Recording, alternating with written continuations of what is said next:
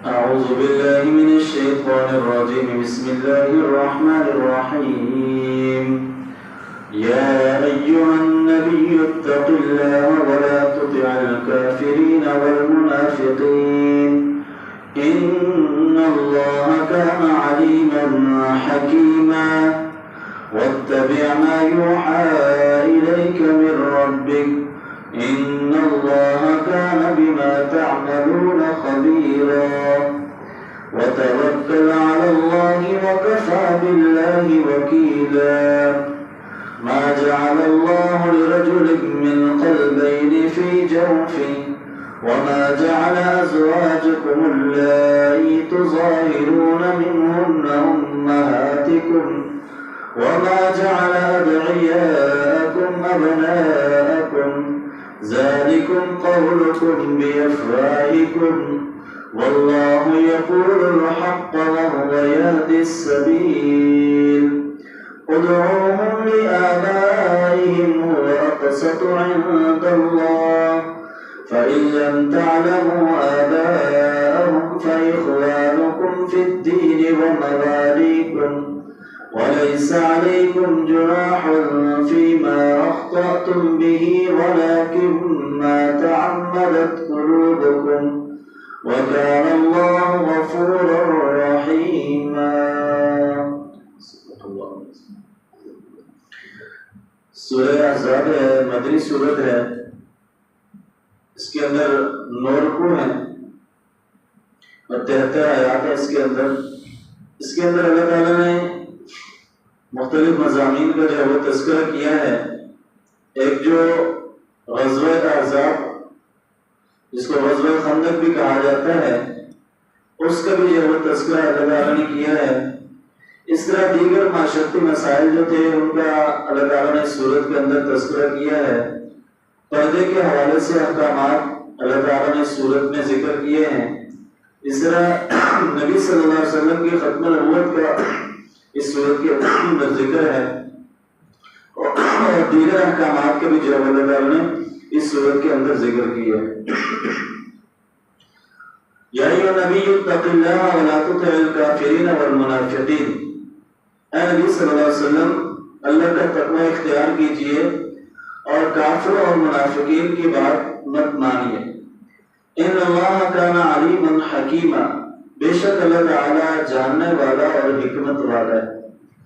کہ نبی صلی اللہ علیہ وسلم کو اللہ تعالیٰ نے یہ حکم دیا ہے کہ اللہ کا ڈر اور خوف تقوی آپ کے دل میں ہونا چاہیے. اور یہاں پر جو کہا گیا کہ کافروں کی اور منافقین کی بات کو مت مانیے، اطاعت ان کی مت کیجیے، اس کا معنی مفہوم مفسرین نے یہ بھی کیا ہے کہ ان کی باتوں پر دھیان اور توجہ مت دیجیے. کہ وہ ظاہر ہے وہ تو اسلام کے خلاف، مسلمانوں کے خلاف ہر موقع پر کوشش کریں گے کہ مسلمانوں کو نقصان پہنچانے کی کوشش کریں، ان کو دیگر جو ہے وہ کاموں کی طرف لگائیں. لیکن آپ نے وہی کام کرنا ہے کہ جو اللہ کی طرف سے آپ کو حکم مل رہا ہے. اس سے اللہ تعالیٰ وہ جاننے والا بھی ہے اور حکمت والا بھی ہے. وَاتَّبِعْ مَا يُوحَىٰ إِلَيْكَ مِن رَّبِّكَ. اور پیروی کیجیے اس وحی کی جو آپ کے رب کی طرف سے آپ کی طرف کی جاتی ہے. ان اللہ کان بما تعملون خبیرا. بے شک اللہ تعالیٰ جو بھی تم عمل کرتے ہو اس سے باخبر ہے. یعنی وہی کام کرنا ہے کہ جو آپ کو اللہ کی طرف سے وحی کی جاتی ہے. ظاہر انبیاء کرام کا جو سلسلہ ہے اللہ تعالیٰ نے ان کو جو وحی کے ساتھ جو ہے وہ جوڑا ہے اور وحی کے ذریعے ان کو سارے احکامات جو ہے وہ دیے جاتے تھے. وَتَوَكَّلْ عَلَى اللَّهِ. اور اللہ ہی پر بھروسہ کیجیے. وَكَفَى بِاللَّهِ وَكِيلًا.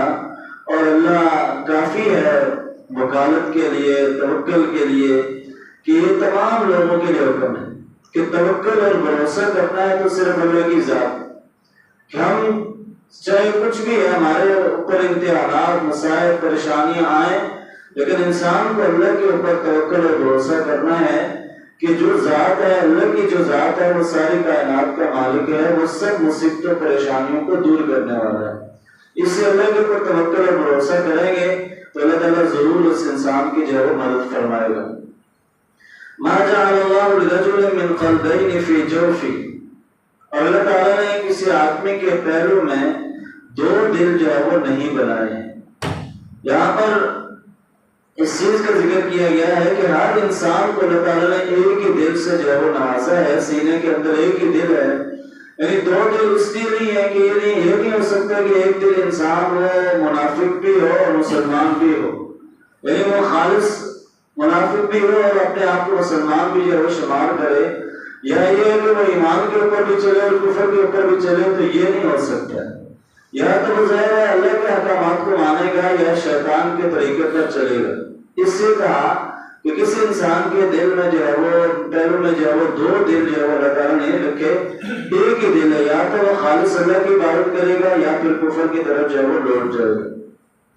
وَمَا جَعَلَ أَزْوَاجُكُمُ اللَّاتِي تُظَاهِرُونَ مِنْهُنَّ أُمَّهَاتِكُمْ، اور تمہاری ان بیویوں کو جن کے ساتھ تم زہار کر بیٹھے ہو تمہارے لیے تمہاری ماں کی طرح جو ہے وہ نہیں بنایا۔ اب یہ بھی ایک عرب کے اندر ایک برا جو ہے وہ طریقہ تھا ایک زہار کا۔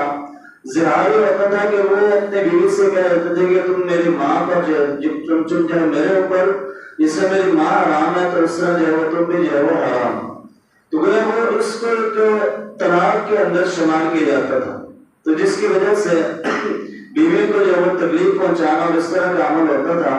تو اس سے اللہ تعالیٰ نے کہا کہ یہ زہار کرنا، اس کے دیگر احکامات 28 پارے کے اندر سورہ مجادلہ کے اندر بھی آئے ہیں کہ زہار جو ہے وہ یہ طلاق کے اندر شمار نہیں ہو۔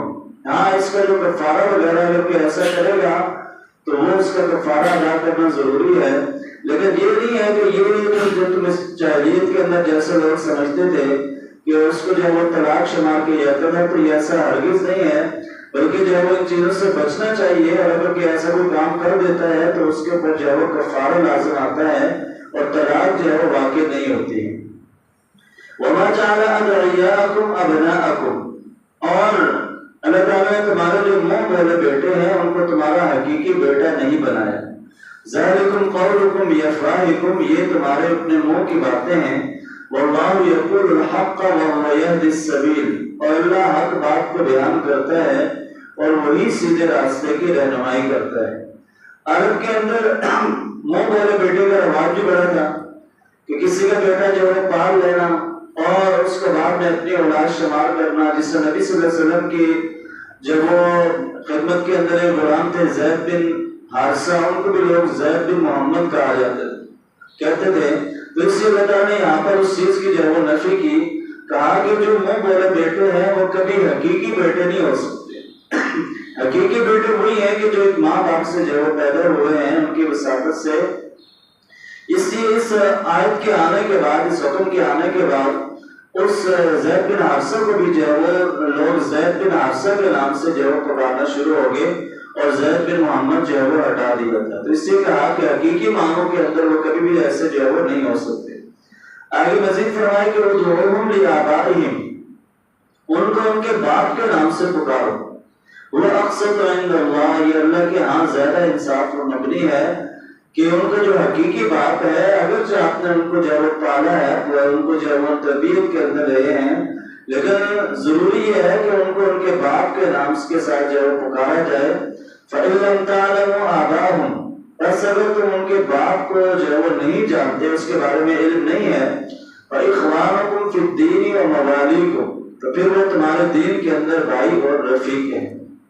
اس سے مراد یہ ہے کہ اگر کوئی ایسا بچہ ہے کہ جس کے والدین کا کوئی پتہ نہیں، تو اس کو بھی جو ہے وہ ظاہر ہے وہ اس کے والدین کا کوئی نام پتہ نہیں ہے، تو پھر یہ ہے کہ وہ تمہارے دینی طور پر بھائی ہیں۔ جیسے دیکھیں بے شمار موقع پر ایسے واقعات ہوئے ہیں، اس وقت پاکستان بنا اس وقت بھی ظاہر ایسے واقعات ہوئے ہیں کہ بے شمار لوگ جو ٹرین کے اندر ان کے والدین کو جو ہے وہ شہید کر دیا گیا، کچھ بچے بچ گئے، تو اب وہاں پر وہ کسی کے والدین کے بارے میں معلوم نہیں تھا، تو یہ تو ان کے بارے میں حکم ہے کہ پھر وہ تمہارے دینی طور پر تمہارے بھائی ہیں، لہٰذا ان کو جو ہے وہ ان کے اگر حقیقی ماں باپ کا نام نہیں پتا ہے تو پھر تمہارے لیے وہ ان کا یہ درجہ ہے۔